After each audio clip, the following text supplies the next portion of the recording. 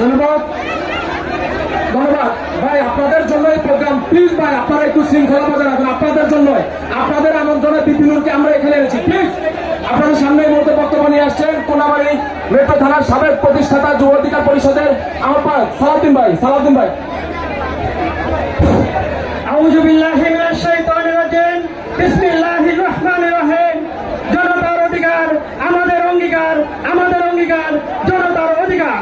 বাংলাদেশ শ্রমিক অধিকার আয়োজিত আজকের শ্রমিক সমাবেশে উপস্থিত আছেন বাংলার আইকন জননেতা নুরুল হক নূর সহ বিশিষ্টজন এবং বাংলার আহমদ জনতা।